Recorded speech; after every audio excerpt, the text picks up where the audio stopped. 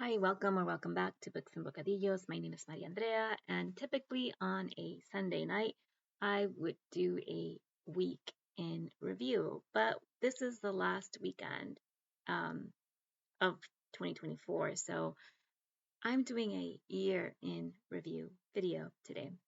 I've tweaked my questions for the weekend review a little bit to just reflect on the year rather than the week. So I still have my highs and lows, and for the highs, I have just the best reading experiences and bookish joys. So of the year.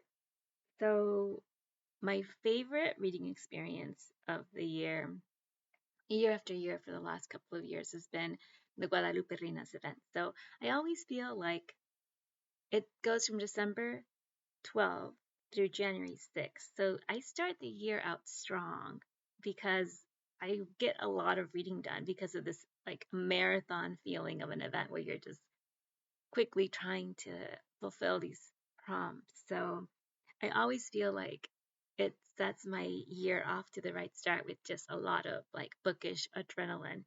So I feel like I have a lot of books that are like at the beginning of the year, and that's just really exciting. I love Libros y Tipos and what they do to encourage to read more women authors, more Latina authors. So I like wholeheartedly enjoy their prompts, their events. They have like challenges, and it's just a lot of fun. So I have a lot of fun with Guadalupe Reinas year after year. I also read through Les Miserables this year with Melinda at a Web of Stories. It didn't feel like we were all on the same page because I think it was really, really hard. Initially, we were trying to do a chapter a day, and I we all, I think, just kind of either read ahead or got behind. I got behind and then catching up, and um, but I finished, and that feels like such an accomplishment. I read it for the first time ever, and I'm really glad I did. I mentioned to Erin from the channel, Erin read a book or Erin read a book, that to me it felt like Callejonada. It reminded me of Anna Karenina, but it also felt like a Callejonada, like a stroll through an old alley. Like I think of like Mexico and Europe, where you have the little alleys, little really cute cobblestone winding alleys, and in Mexico you have some in like states like Querétaro, Jalisco, and they're usually like Guanajuato. Um, you just kind of go through these winding alleyways, and it's very like romantic and quaint, but it's it's very surprising. So it felt like just a callejonada where maybe you're just winding through and maybe making like stops like along the way that are unexpected, like when um, Victor Hugo stops like stops to tell us about what's happening in that moment in history, and like the political context for the setting. And I really enjoyed it. I loved everything about it. To me, Les Miserables is a masterpiece, and I'm so grateful that Melinda from Web of Stories um, motivated me to get that read this year. So thank you, Melinda.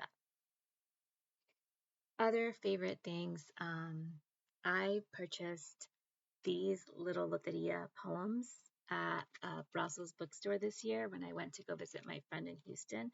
And this is probably one of my favorite purchases of like bookish purchases of the year. It's like a book of poems, but in like a deck of cards. The packaging is like the publishing pages, the first few pages in a book tells you about the copyright, the publisher is the University Press of SHSU, Sam Houston State University, and they're so like cute. I've showed you these before, so it's like this one is El Caso, like a traditional the Loteria card, and then on the back you have a poem um, for El Caso. I love these, and I discovered Who's Books. It's like a local indie. I've been talking about them a lot just because they're just such a cute gem of a bookstore, and I love them. And they've been just really great to collaborate with to get some books for like the book club that I'm hosting next year. And I am just happy that I found them and that I get to support a local Latina owned indie in the state where I live. And they're just really great. Hello. The worst reading experience. I think the worst reading experience is when you set out to read a book that you're so excited to read, that is so hyped, that everybody just loves, and then it's just not for you. I feel like that's the worst. And that happened to me with the book Tomorrow, Tomorrow, and Tomorrow by Gabrielle Zevin. This book is like book of the year. Everybody loves it. So many rave reviews. I went into it really, really wanting to love it, and it just wasn't for me. I almost felt like it was a bit predictable. I didn't like the characters. Um, I didn't like their lack of communication, and it was just really frustrating. So I couldn't finish it. I DNF'd it, and that is my DNF of the year is Tomorrow, Tomorrow, and Tomorrow by Gabrielle Zevin. I have read other books by Gabrielle Zevin. I'm thinking of like Young Jane Young. I really enjoyed Young Jane Young. And I am really wanting to continue to read anything else that Gabrielle Zevin writes. I just feel like that book, Tomorrow, Tomorrow, Tomorrow, wasn't for me. Favorite community event this year. My favorite community event this year is definitely the Piñeiro Project. I will list the friends in the Piñeiro Project, but having a group of people on Boxer to talk to about these books and just have really great, fun discussions has been lovely. It's been great. I feel like through this project, I've gotten to know some of you who I interact with here on BookTube, whether you're another content creator or you're a subscriber or a viewer. I'm so grateful that I've had the opportunity to connect with these friends and really feel like getting to know them. We're becoming friends and we're reading together, and that's just really cool. I think that is the reason why I joined BookTube. So that feels like expectation met. My favorite tag that I've done this year. I've said this before and I'll say it again, and it's not a tag that's done well on BookTube, but I loved it because I spent so much time working on it, and that was my original tag, mixtape for Amelia, in which you make a mixtape of songs for a beloved character. And the character that I made a mixtape for was Amelia from Prime Meridian by Silvia Moreno-Garcia. I read Prime Meridian for the first time in 2023, and I reread it in 2024 because I couldn't stop thinking about Amelia. And I really loved it. And I had to, because she was someone that I could not stop thinking about.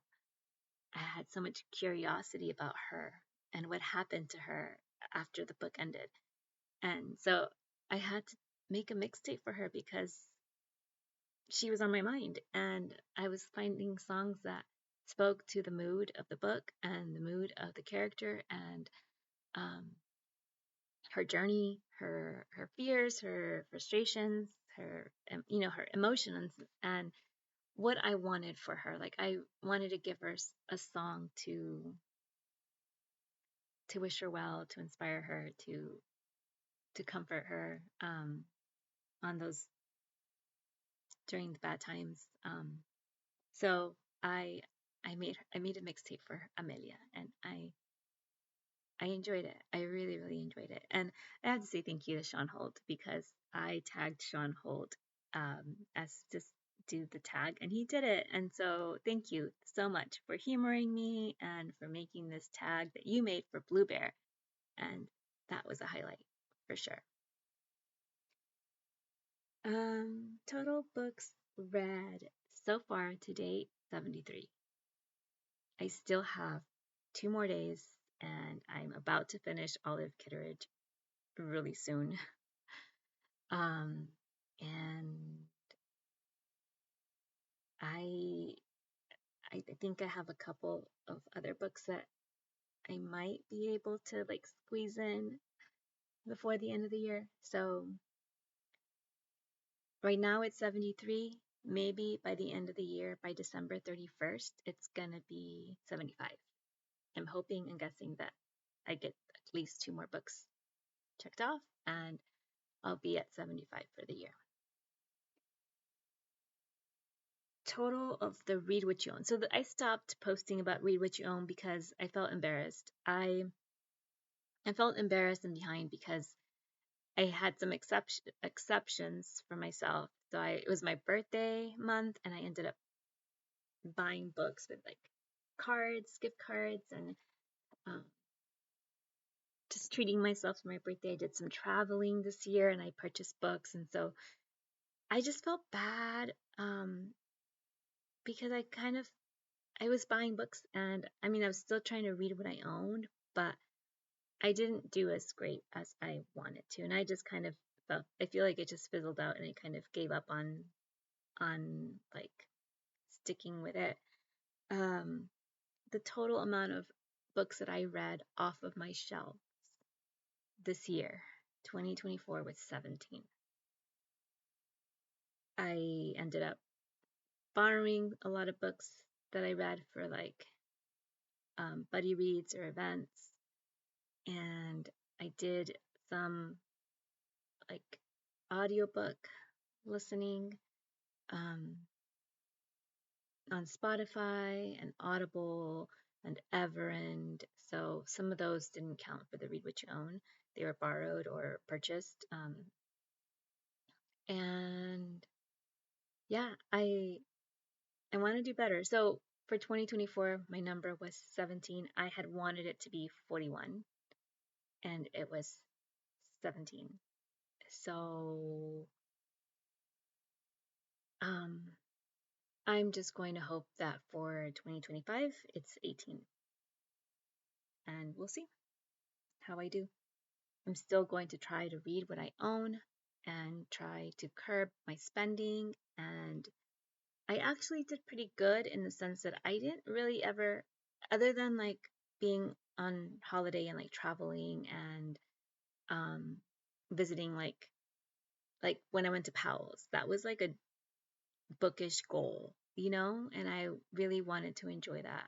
So I didn't I did limit myself to a budget, but I didn't limit myself to like how many books per se. Like I've read 5 books this year, so or like this month, so I can only um purchase 5. Like it wasn't anything like that. It was more like budget measures saying, okay, this is how much money I want to spend um for like just fun holiday spending. So I just um stuck with the budget, not so much a like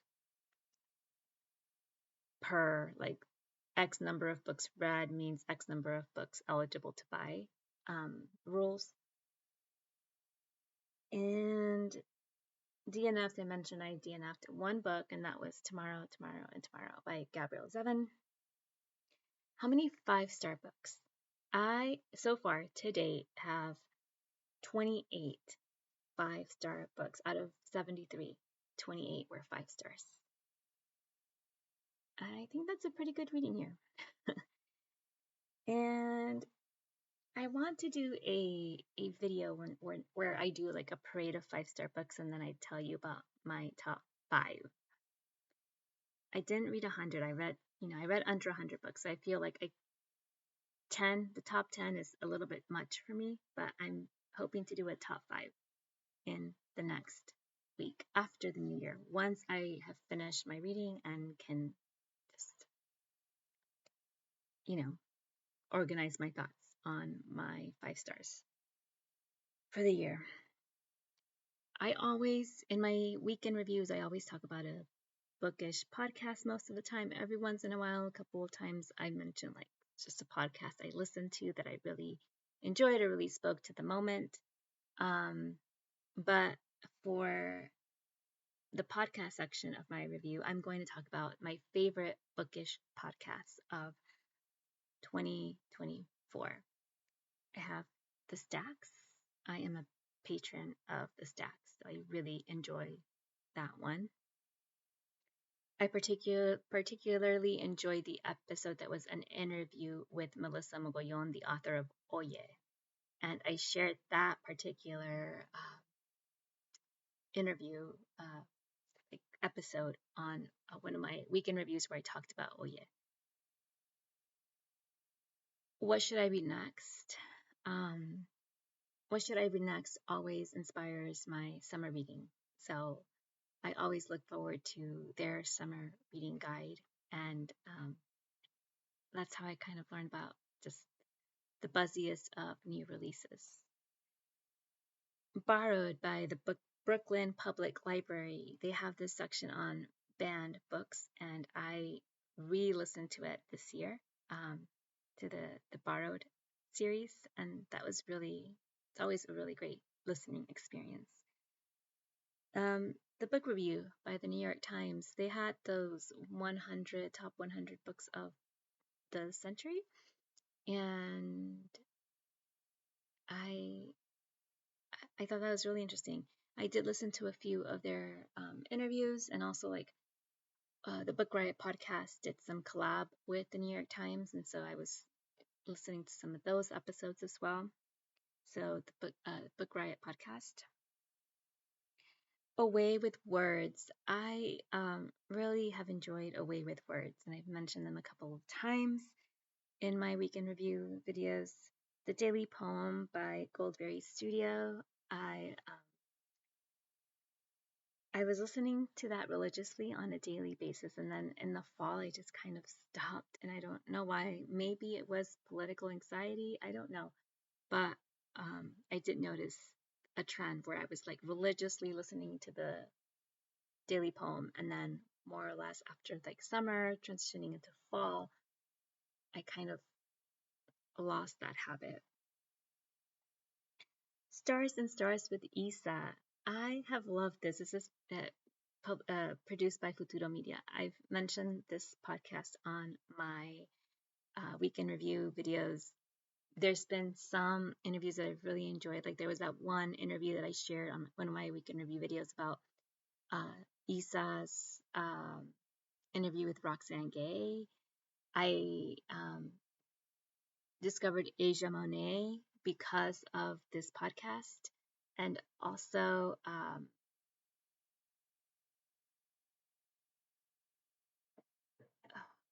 I Jessica, I'm gonna put her name here. Jessica, the author of Corazon. I discovered her through Stars and Stars with Isa as well. Assembly Required by Stacey Abrams, a podcast of Crooked Media Productions. I've really enjoyed this one, and Stacey Abrams is a writer, and she has had a couple of episodes that are like a bit bookish, where she recommends reading materials, and so I really have enjoyed those. LeVar Burton Reads. I always enjoy LeVar Burton Reads. I am a reading rainbow child. And strong sense of place. I love this podcast. This podcast influenced my picks for the 2025 Books and Bocadillos book club. Two of the picks for the next year were from their episodes. One, I wanted to read a book about Cuba, and I listened to their episode about Cuba, and I really wanted a strong sense of place in my reading. And so one of the book that I picked for March is set in Cuba. It's The Distant Marbles by Chantel Acevedo, and they talked about it on Strong Sense of Place. So if you're curious and you want to learn more about that pick and you're kind of on the fence of whether or not you want to read this, maybe go and listen to Strong Sense of Place, their Cuba episode, and you'll hear them talk about The Distant Marbles by Chantel Acevedo. And they also inspired my April book, which is set in Brazil. I really wanted to read something set in Brazil. And I chose The Invisible Life of Euridice Gusmao by... I'm blanking on the name of the author. I'll put the author here. Wait, I have my index cards right here. Let me see. Batalha, translated by Eric M.B. Becker. And Strong Sense of Place podcast talked about that book and put it on my radar, and it sounds really, really good. So if you're curious about that one, you're not sure whether you want to read it with me in 2025, check it out. I think you might make you curious and encourage you to pick it up. And I mentioned Book Riot. So those are the bookish podcasts, or the podcasts that led me to discover new authors or new books, or help me pick books for the book club. I always end with, I end with what I'm looking forward to, but before I talk about what I'm looking forward to, I end with a favorite recipe of the week. And because I'm doing a year, I thought, like, what was my favorite? I couldn't just pick one, and okay, fair enough, right? It's been a year. So I'm going to pick two. My favorite two recipes that I shared this year were the deep dish pan, like squared pan pizza, like a tray bake. And that pizza was so good. So, so good. So my mouth is watering. I will try to link it again in the description box. And then also the vanilla ice cream I shared recently. I think it was in my Thanksgiving week in review. I shared the recipe for the vanilla ice cream. That recipe for vanilla ice cream, seriously, like, if you have not made homemade vanilla ice cream, make homemade vanilla ice cream with real vanilla beans. Ah, so good. Definitely makes me feel like vanilla is totally underrated. And what am I looking forward to in the next year? In the next year, I'm looking forward to the Books and Bocadillos book club. One book a month, reading all sorts of different genres, discovering some new authors. I'm just really excited because it's just not one type of experience. It's going to be a mix of things, and definitely feels like a mixed bag. And my like reading taste, like the books that I read are kind of like all over the place. I don't stick to a genre. I'm kind of like I'm a dabbler. I keep saying I'm a dabbler. I kind of like dabble in all sorts of different interests and genres, and I really wanted the book club to reflect that kind of like dabbling tendency. So I picked books that are very different, like authors that are different walks of life, different styles, and I am so excited. That's what I'm looking forward to. I'm also looking forward to reading with friends. There's a lot of events happening. I'm really looking forward to reading more plays with Angelia at Read and Reread and her endless drama project. I'm continuing with the Bard Room with Melinda at A Web of Stories on Discord, and with the Bard Room, I'm looking forward to specifically like Antony and Cleopatra and A Midsummer Night's Dream. I'm really looking forward to these two plays. With Angelia, like, she's got so many great ones, and so many of the ones that I've read that I want to reread, and it's just super exciting. Katja and Ross are doing the reading around the world, and I'm really excited to check some of those out. Melinda again has the Classics Project. I'm hopefully going to be reading The Grapes of Wrath with Melinda and the Classics Project, and also I'm looking forward to hopefully also getting read The Haunting of Hill House and by Shirley Jackson.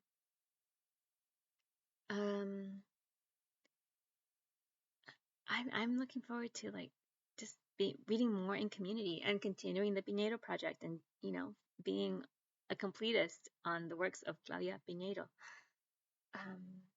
In the very near future, I'm looking forward to. I just finished reading um, Las Viudas de los Jueves, Thursday Night Widows, and there's an adaptation for Thursday Night Widows. So in the next week, I'm looking forward to watching the adaptation for this book and discussing it with my friends on Voxer. And I think that's it for now. I'd mentioned that I would like to do a Q&A. If any of you have any questions about the book club, feel free to drop them in the comments. If I don't get any questions, well, then I'm not going to do the Q&A. But if I get questions about the book club specifically, I would like to do a Q&A to just help answer questions, help people decide, and figure out if they want to read with us or they don't, or they just have curiosities. I am all for being curious, and so let me know. Let me know if you have any questions, and then I'll decide if there are questions, and I can do a Q&A for the book club. And I also want to say that I am so grateful because I think it's been because of the tags that I've been doing for the 12 Days of Christmas. I'm almost to 200 subscribers. Like the channel growth this month, this last couple of weeks, especially since Christmas, since the holidays, I've had a lot of new subscribers to the channel. So many of you who may be watching this video are like new. You just subscribed to my channel in the last week, and I just want to say thank you for being here. To those of you who've been here from like the beginning, thank you so much for watching, for continuing to engage with me here and let me know that you care to spend your time watching my videos and entertaining my bookish thoughts, and I am so grateful. So I look forward to just continuing to be a part of this community and to continue to build relationship and community and friendship, and I'm here for all of that. So thanks again. Thank you so much. I appreciate you. Lots of love. Happy New Year. Hasta la próxima.